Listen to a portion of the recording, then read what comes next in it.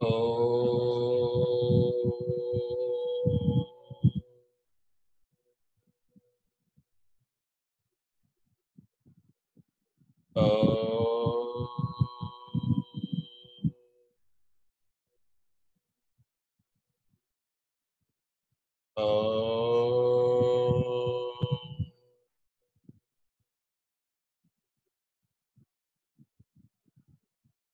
सरस वचन तो सरस्वती निगु पूजू गुरु ना पाए।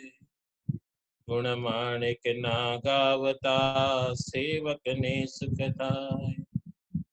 मणिभद्र ने पामियो सुर तेरुए शाम। रोग दुख दूर हरे प्रणमो शीश नवा। सरस्वती माता तुम पाए लागू। देव गुरु तणी आज्ञा मांगू। जीव करे आप बेस जो आय वाणी कर जो सवाय। माफ कर जो दोष जो थाय। कवि जन आगड़ मारी श्रीमती दोष ढाड़ जो माता सरस्वती। अखंड मंडलाकार सचेत अचेत निराकार और राकार स्वरूप स्वामी सच्चिदानंद जी एवं सिद्धाश्रम के समस्त योगी, समस्त मातृशक्ति, समस्त देव शक्ति, इन सभी को मेरा कोटि कोटि वंदन। आज भारतवर्ष में जिस तरह दो प्रकार की तिथियां होती है और दोनों 15 दिन के गैप के अंदर जब चलता है तो कुछ जगह पर श्रावण चल रहा है अभी तक और कुछ जगह पर भादरवा चल रहा है। और अपने भारतवर्ष के अंदर त्योहारों की तिथियां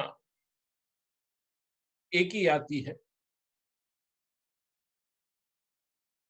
मगर भारतवर्ष में अपने जितने भी त्योहार आते हैं उस त्योहार के अंदर शीतला माता, जो शीतला सप्तमी कहा जाता है, वो दो रूप में मनाई जाती है। एक चैत्र की सप्तमी को, शुक्ल पक्ष की सप्तमी को, और एक ये हम भादरवा या श्रावण की सप्तमी को कहते हैं।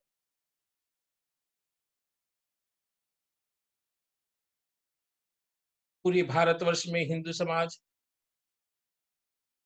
मां शीतला की अनेकों प्रकार से उपासनाएं करते हैं।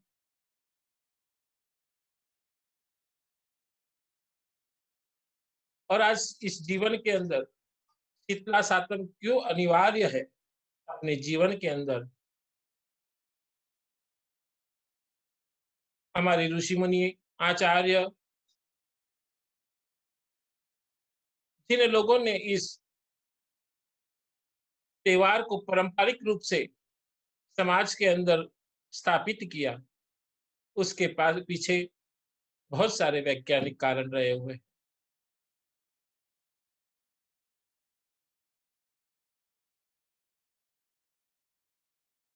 पहला प्रश्न ये आता है कि मां शीतला का प्रादुर्भाव कहां से शुरू हुआ।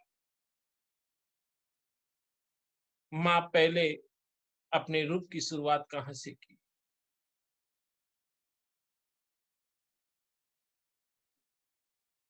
सतयुग के समय में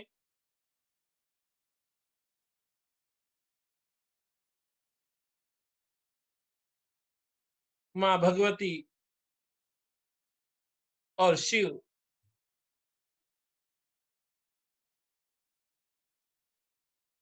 अपने पुत्र श्री गणेश को लाड़ प्यार कर रहे थे। भगवान श्री गणेश की उम्र बहुत ही छोटी थी। उस समय जरासुर नाम का दैत्य ये सारी धरती के ऊपर, सारे बच्चों के ऊपर ज्वर फैलाने लग गए थे।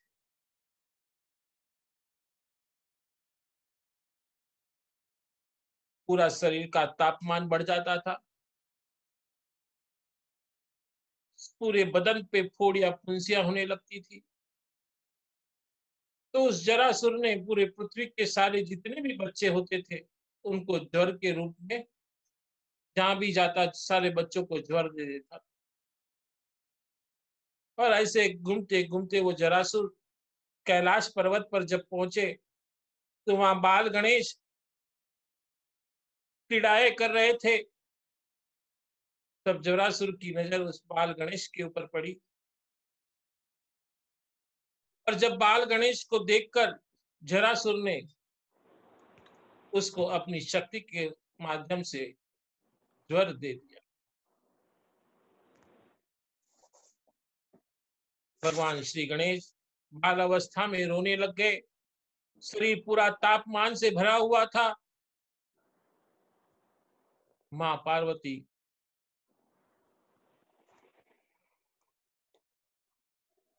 बच्चे को देखकर, क्योंकि मां तो होती है करुणामय प्रेम से भरी हुई, मां को उस देखा नहीं गया।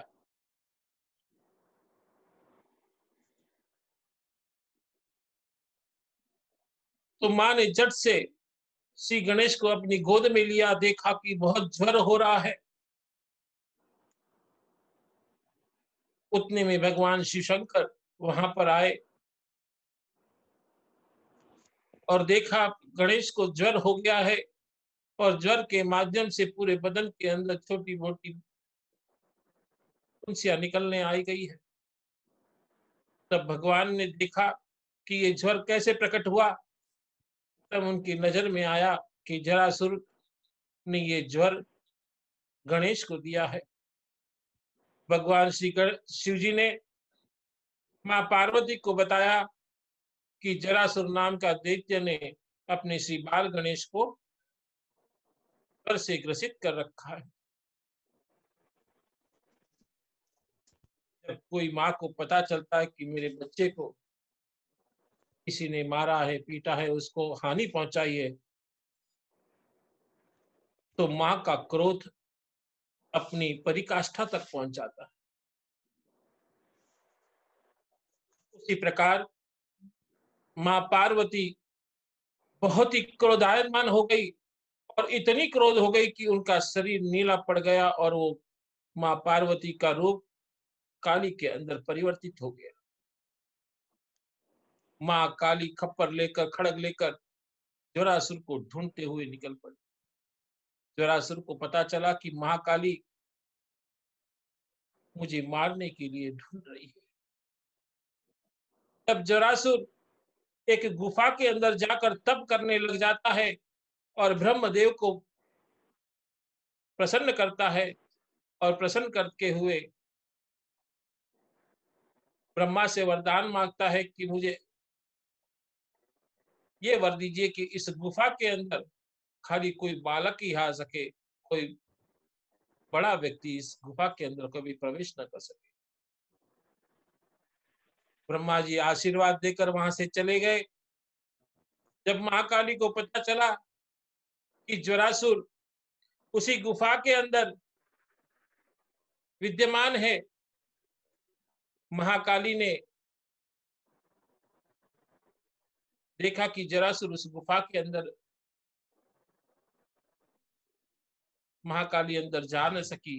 वो वापिस अपने स्थान पर उसी गणेश के पास गए, और वहां पर जाकर महाकाली ने शिव जी को कहा कि आप जरासुर को कैसे भी करके बाहर निकालें।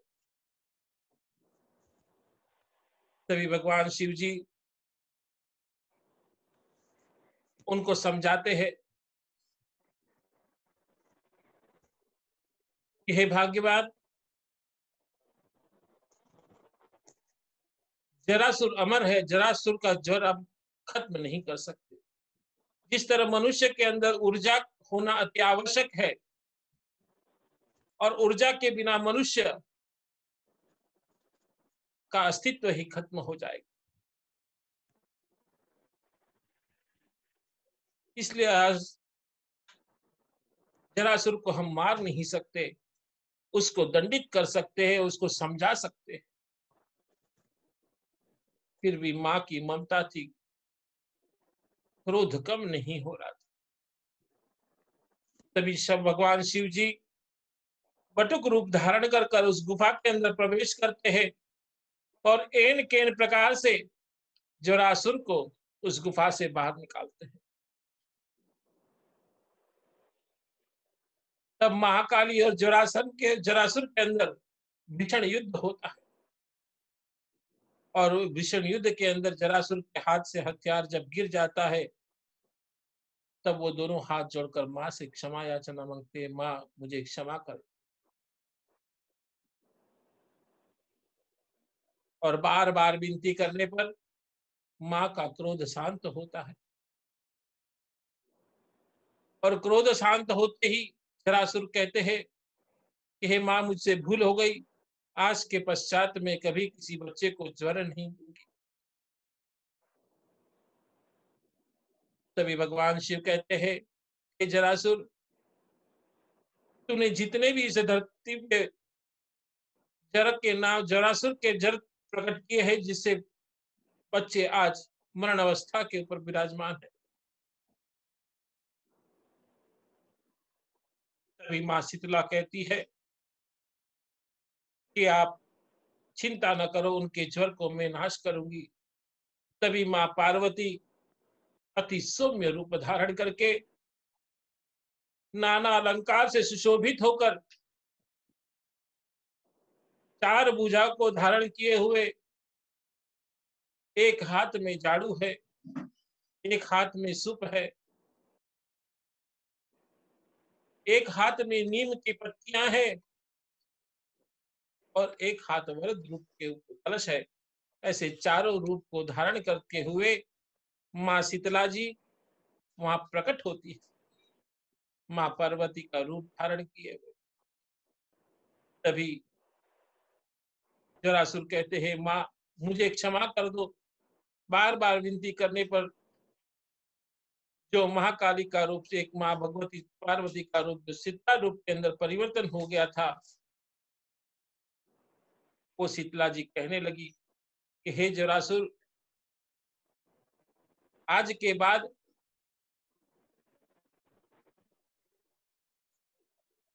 तू किसी के ऊपर अनायास ही अपने ज्वर को नहीं छोड़ेगा, इसलिए तुझे काबू में करके तू मेरा वाहन बन जा।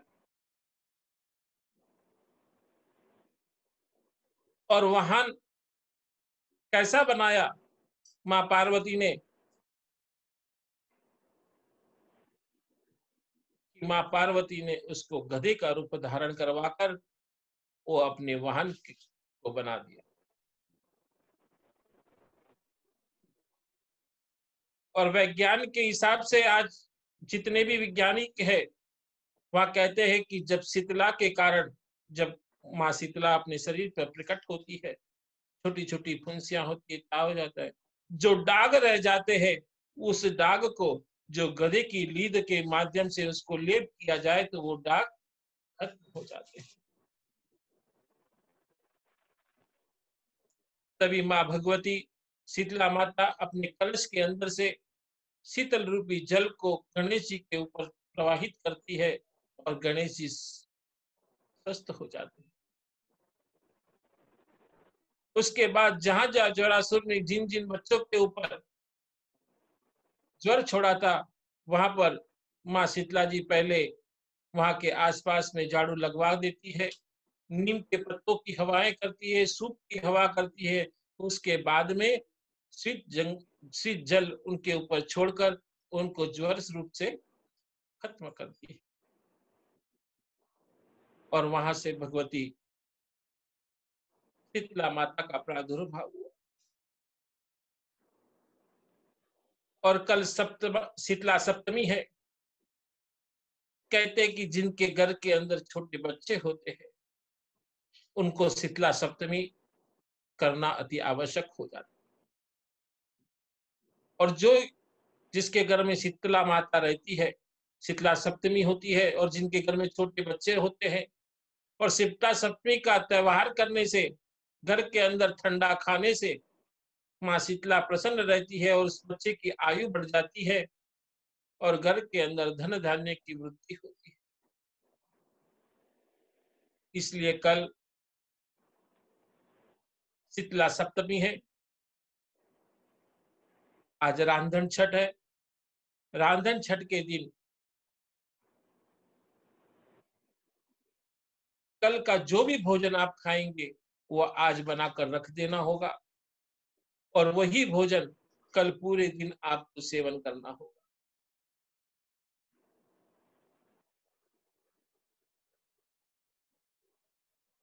और एक उसके पश्चात एक कथा और शीतला माता की कथा में बताता हूं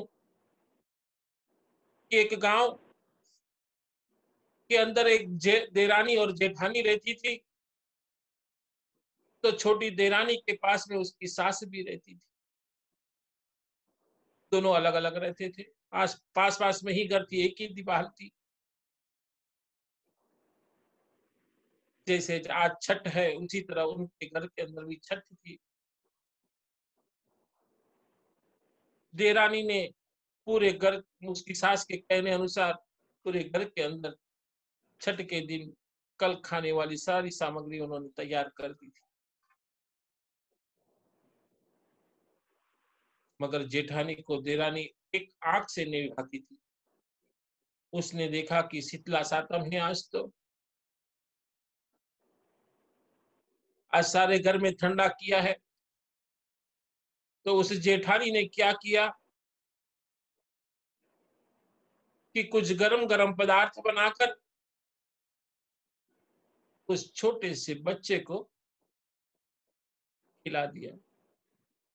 माँ शीतला माता क्रोधित हुई। तो उस देरानी के ऊपर भी, जेठानी के ऊपर भी क्रोधित हुई और देरानी के ऊपर भी क्रोधित हुई। और दोनों के घर में जो छोटे बच्चे थे उन दोनों के छोटे बच्चे सोते के सोते रह गए। उनकी श्वास क्रिया बंद हो गई।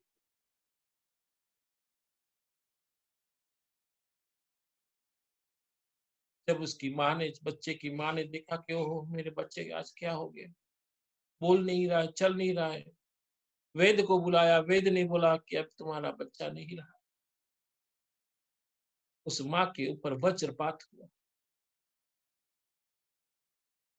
तब सास के कहने पर उस देरानी ने कहा, हे बेटा तू इस बच्चे को लेकर जंगल के अंदर जहाँ शीतला माता का मंदिर है वहां चली जा, हो सकता है तेरे से कोई भूल हो गई हो, और जो बच जावे बच्चा तो लेके आ जाना, नहीं तो पास में ही नदी बह रही है उसमें विसर्जन कर देना। सास का ऐसा बोलने पर उस माँ के ऊपर वज्रपात होने लगा। फिर भी वो देरानी अपने बच्चे को एक टोकरी के अंदर डालकर माथे के ऊपर लेकर हुए जंगल का रास्ता पकड़ ली। कुछ देर चलने के पश्चात जहाँ जंगल शुरू होता है वहीं एक बुजुर्ग औरत एक पेड़ के नीचे बैठी हुई अपने माथे को खुजाती है, बहुत खुजाती है। तब वो बुजुर्ग औरत कहती है कि हे बेटा, जरा आधे मेरे माथे में बहुत जुएं पड़ी है, तो जरा निकाल दे। उस देरानी को दया आ गई उस माता जी के ऊपर। उसने अपनी टोकरी को नीचे रखा और उस माता के सर के अंदर से जुएं निकालने लग गई। निकालते निकालते 5-6 घंटे हो गए। तब उस बुजुर्ग औरत कहती है कि तू कहाँ जा रही है? तो कि मेरे साथ में ऐसा ऐसा हुआ है, मेरा बच्चा ऐसा हो गया, मैं माँ शीतला के मंदिर जा रही हूँ। तब वो बुजुर्ग औरत बोलती है, ठीक है बेटा, जा तू माँ शीतला के मंदिर में। जिस तरह मेरे सर के अंदर ठंडक दी है, मेरी सेवा की माँ शीतला भी तेरी इच्छा पूरी करे और तेरे जीवन के अंदर भी ठंडक प्राप्त हो। ऐसा कर कर उस बच्चे को उस टोकरी को माथे पे उठाकर माँ शीतला के मंदिर में जाती है। जैसे ही उस मंदिर के पहली सीढ़ी चढ़ती है, उसकी टोकरी में हलचल शुरू हो जाती है। और जब हलचल शुरू हो जाती है तो देखता है, वो टोकरी हाथ में लेती है और कहने लगती है, ओह! मेरा बच्चा जीवित हो गया। माँ तेरी बहुत बड़ी कृपा है माँ, आप बहुत महान है माँ। ऐसी माँ की अनेकों ऐसी तारीफ करने लगा और माँ के मंदिर के अंदर प्रवेश करके माँ के श्री चरणों के अंदर उस बच्चे को रखकर माँ को साष्टांग दंडवत करके माँ का उपकार का गान गाने लगी। माँ वहाँ प्रसन्न हुई और प्रसन्न होकर कहती है, बेटी कि वो बुजुर्ग औरत और कोई नहीं मैं ही थी, और जिस तरह तूने मेरी तेरे ऊपर इतना भी वज्रपात हुआ था, फिर भी तूने मेरी सेवा की, दूसरों की सेवा की, इसलिए मैं तेरे पर प्रसन्न हूँ। जा तू सुखी रहे, तेरा बच्चा पूर्ण जीवन प्राप्त करे और तेरे घर के अंदर धन धान्य की वृद्धि हो।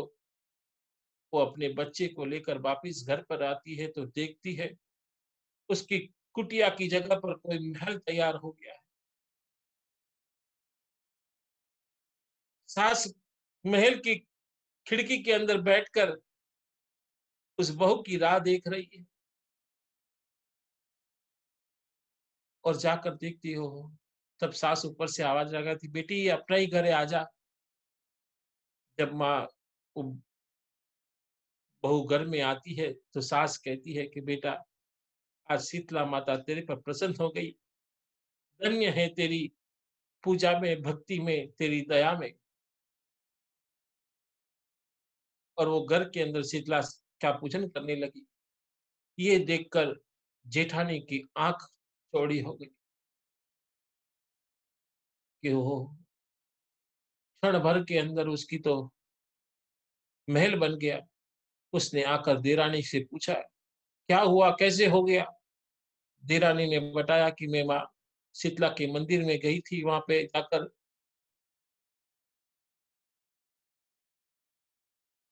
माँ ने प्रसन्न होकर ये सब किया। उसका भी बच्चा गुजर गया था, वो भी अपनी टोकरी में लेकर बच्चे को लेकर उस जंगल की तरफ निकल पड़ी। फिर वापिस वही बुजुर्ग औरत माँ शीतला जो बुजुर्ग रूप का धारण की हुई थी, उसने उसको आवाज लगाई कि मेरे माथे में जुएं हैं, तो थोड़ा सा निकाल दे। तो बोले, नहीं नहीं, मेरा बच्चा मर गया है, मेरे को टाइम नहीं है, मैं आगे जा रही हूँ मंदिर में। और उसको मना करते हुए वो आगे निकल गई। चलते चलते शीतला माता के मंदिर तक पहुंची। शीतला माता के मंदिर तक पहुंचकर और देखा कि अब मेरा बच्चा कोई जीवित नहीं हो रहा है। वो माँ के मंदिर में गई, माँ के मंदिर के पास में अपने उस बच्चे को टोकरी से निकाल के रखा, फिर भी उसका बच्चा जीवित नहीं हुआ।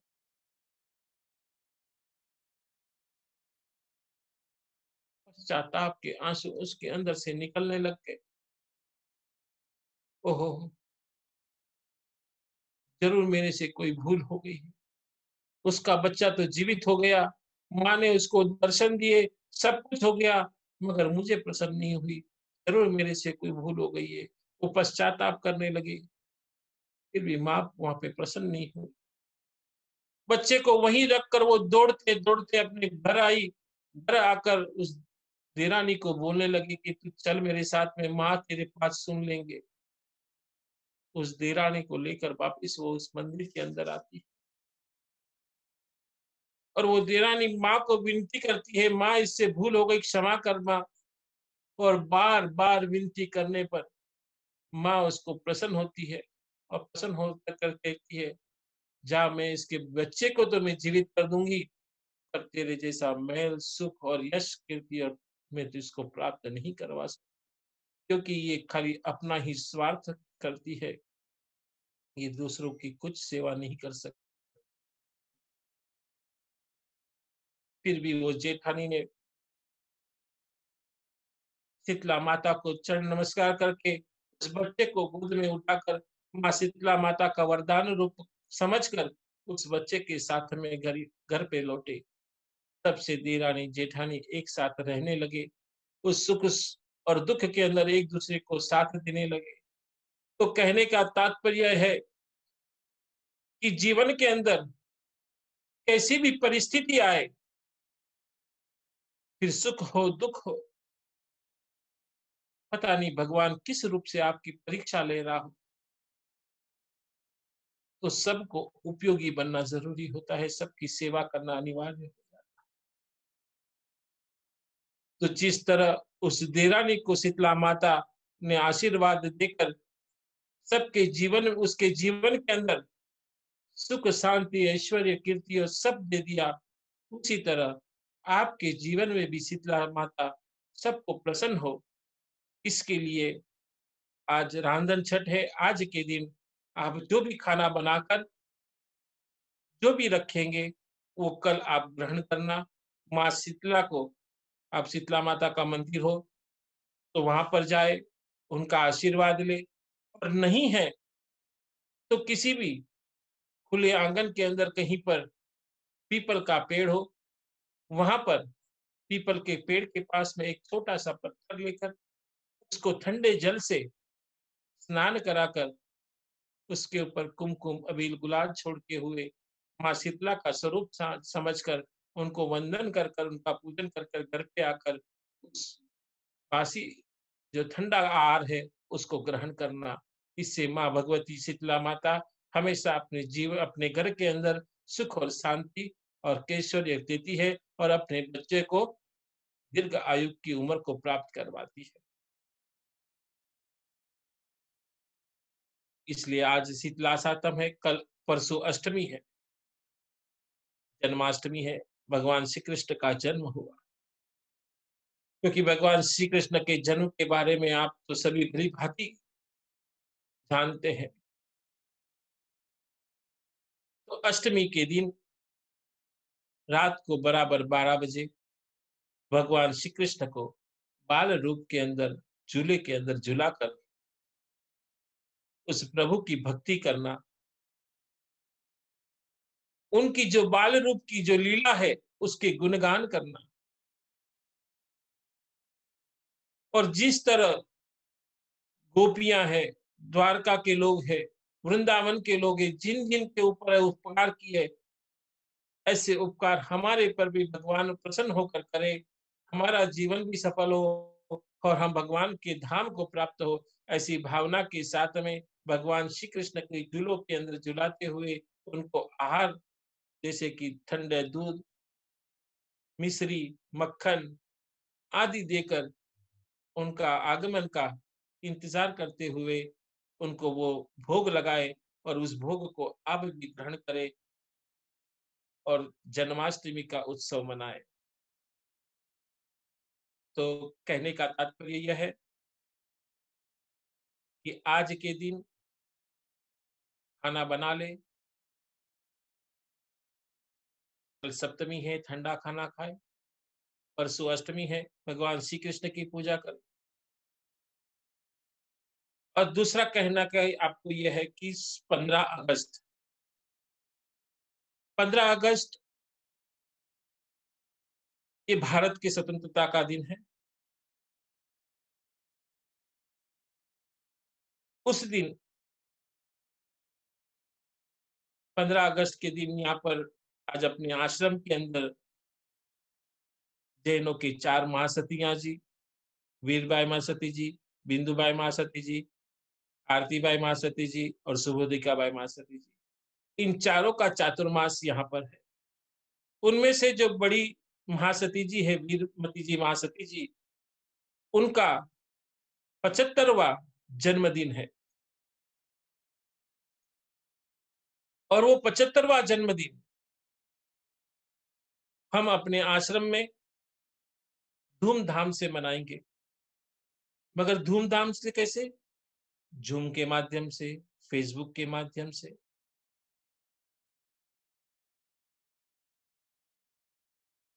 और 15 अगस्त के कारण हम अपनी देश की सुरक्षा के लिए, अपने सैनिकों की सुरक्षा के लिए हर जीव की सुरक्षा के लिए कामना करेंगे कि वो हर जगह पर विजय को प्राप्त करे।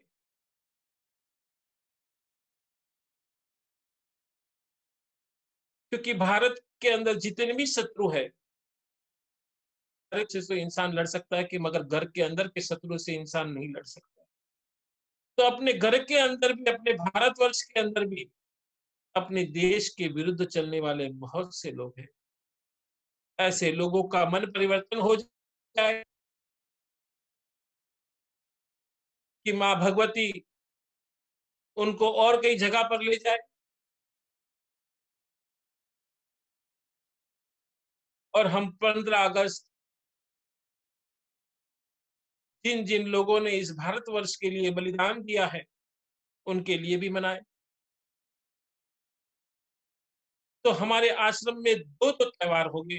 15 अगस्त के दिन भारत की स्वतंत्रता का दिन, और हमारे यहाँ चातुर्मास के रूप में रुके हुए वीरमती जी महासती जी के रूप में यहाँ पर महोत्सव मनाया जाएगा।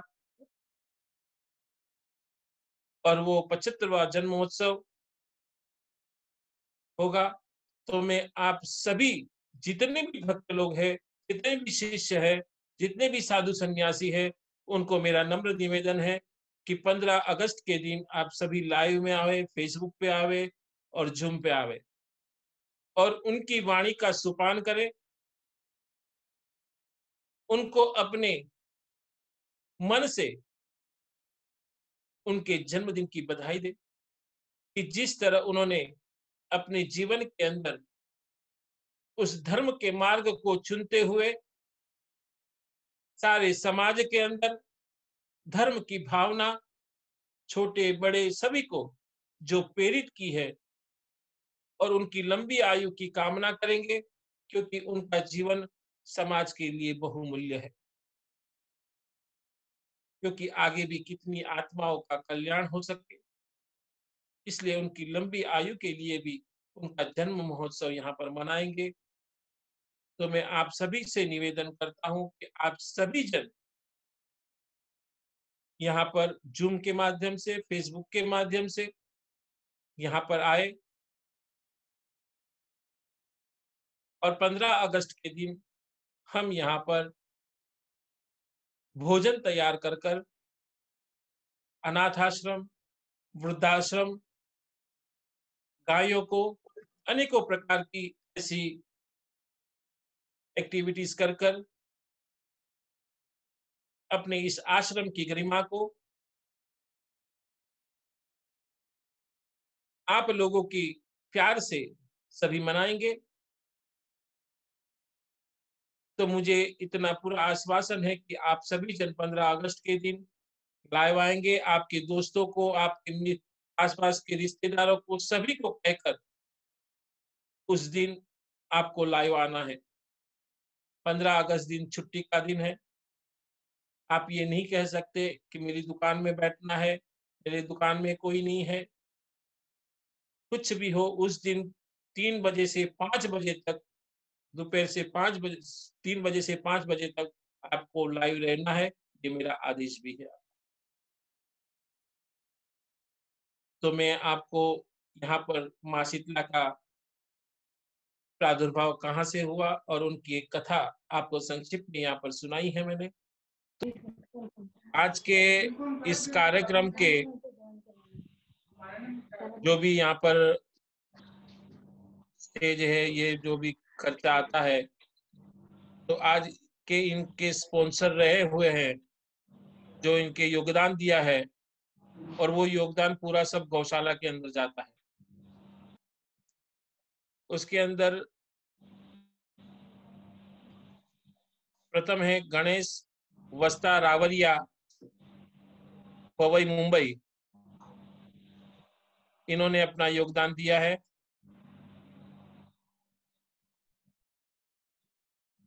और ये बहुत ही खुशमिजाज व्यक्ति है।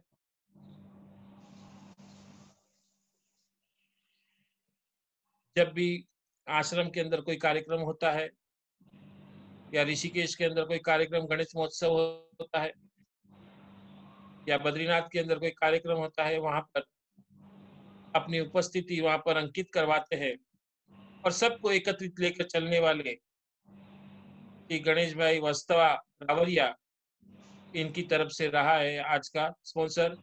दूसरा नाम है श्री निखिल बंसल जोधपुर से। निखिल बंसल जी ने भी आज के इस कार्यक्रम को गौशाला के रूप में योगदान दिया है यहाँ पर, और वो जोधपुर के अंदर विराजमान है अभी। और आपने देखा होगा कि अभी इस लाइव में भी थे, तो उनको भी मेरा आशीर्वाद, गणेश भाई को भी मेरा आशीर्वाद। तीसरा नाम है डॉक्टर श्री राजेश कोनजी गौर, देहरादून। वो एक्सप्रेस में मैग्नेट थेरेपी के डॉक्टर है, डिफेंस के अंदर कार्य करता है वो, और 25 साल से आश्रम से जुड़े हुए हैं। और डॉक्टर राजेश गौर को मैं अपनी तरफ से आशीर्वाद देता हूँ, गायों की तरफ से भी आपको आशीर्वाद है। चौथा नाम है यहाँ पर संजय गुणाजी बन्ने, जो निवो लाइफ डायग्नोस्टिक कंपनी के मालिक है, थाना के अंदर रहते हैं, 15-20 साल से आश्रम से जुड़े हुए हैं और आश्रम के हर एक कार्यक्रम के अंदर उनकी उपस्थिति रहती है और वो हमेशा आश्रम के अंदर, गौशाला के अंदर अपना बहुत सारा योगदान आश्रम को देते हैं। तो मैं उनको तहे दिल से आशीर्वाद देता हूँ।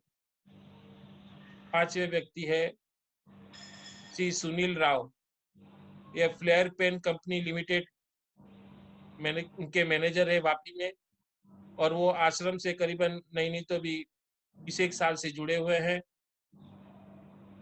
और हमेशा गौशाला के लिए हर महीने उनका योगदान आश्रम के गौशाला के अकाउंट के अंदर आ जाता है।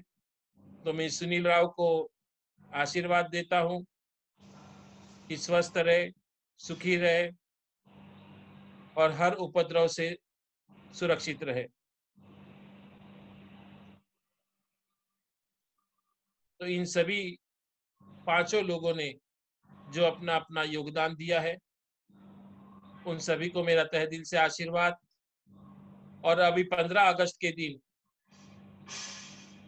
जो भी व्यक्ति अपना अपना योगदान देना चाहता है, वो ऑफिस के अंदर या जो इसके पास मेरा व्हाट्सएप नंबर होगा, वो उस व्हाट्सएप नंबर के ऊपर अपना अपना नाम अंकित करा दे और उसका जो भी योगदान के रूप में जो राशि है, वो राशि खाली 5,001 रुपया है। तो उस योगदान के माध्यम से गौशाला के अंदर गौग्रास को हो जाता है, जिसे आप गौग्रास का भी पुण्य हासिल कर सकते हो और आपके माध्यम से इस भारतवर्ष नहीं, पूरी दुनिया के अंदर जो लाइव कार्यक्रम देख रहे हैं, उनका भी फल आपको प्राप्त होता है। 15 अगस्त के दिन आप जो भी नाम इस गौशाला के लिए अंकित करवाना चाहता है, वो तहे दिल से ऑफिस के अंदर या मेरे व्हाट्सएप के ऊपर लिखा दे। नाम इसलिए यहाँ पर कहा जाता है, मैं यहाँ पे बोलता हूँ कि लोगों को भी प्रेरणा मिले और उस प्रेरणा के माध्यम से समाज का भला हो, क्योंकि आपका दिया हुआ योगदान गौशाला के लिए, अनाथ आश्रम के लिए, वृद्धाश्रम के लिए और जो गरीब बच्चे पढ़ रहे हैं उनके लिए वो यूज किए जाते हैं। तो आप योगदान देंगे, उतना आपको भी भला होगा, समाज का भी कल्याण होगा। और मैं सबको तहे दिल से आशीर्वाद देता हूँ, आप सभी सुखी रहे, सभी की मनोकामना पूरी हो और माँ शीतला के सबका आशीर्वाद आप सभी को प्राप्त हो। इसी के साथ में मैं अपने शब्द को यहाँ पर विराम देता हूँ और सभी की आत्मा का कल्याण हो, इसी भावना के साथ में मैं अपने शब्दों को यहाँ पर परिपूर्ण करता हूँ।